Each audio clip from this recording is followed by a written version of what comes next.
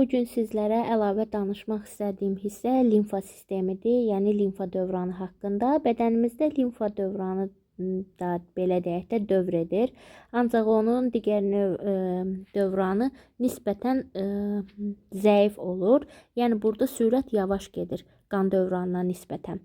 Limfa sistemində mühitin belə deyək də damarın ucunun biri kör qurtarır, biri isə vena sisteminə, venos sistemə açılır.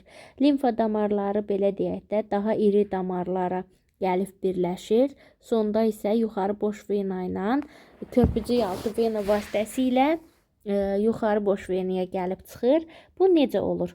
Burada ilk öncə biz bilməliyik ki, nələr var limfa sistemində. Limfa damarları var, sonra limfa düyünləri var, limfositlər var, hansı ki bunlar aiddir. Burada şəkildə də gördüyünüz üzrə nə müəyyən edilibdir burada. Hansı ki mavi rəngdən verilən bu damarlar olacaqdır bizim vena damarlarımız. Rozvi və yaxud da qırmızı rənglə verilənlər isə arterial damarlarımızdır. Yaşıl rəngdə verilən bunlar isə limfa damarlarıdır. Hansı ki bu hissələr də limfa düyünlərini əmələ gətirir. Burada vəziyyət necədir? Hansı ki biz bunu biraz yaxınlaşdırsaq, baxsaq ki, deyirik ki onun bir ucu kör qurtarır toxmaların içərisinə. Burada bunun funksiyası ondan ibarətdir ki, əsasən nədir? Gəlin bir dənə toxumanı yaxınlaşdıraq. Görək ki, bu hər hansısa bir toxumadır, verilibdir. Toxumanın içərisinə arterial qan gətirir nəyi? Qidalı maddələri. Vena damarı isə həmin o qidalı maddələri belə deyək də burada bəzən bağırsaqlara açılır, bağırsaqların xovlarına.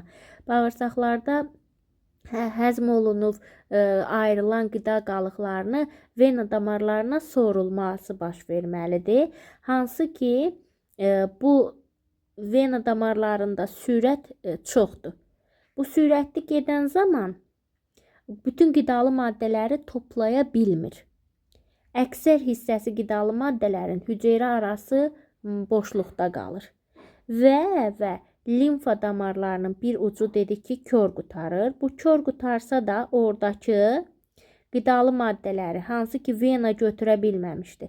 O venadan onları yığır. Yığdıqdan sonra yuxarı boş vena daha böyük belə deyək də vena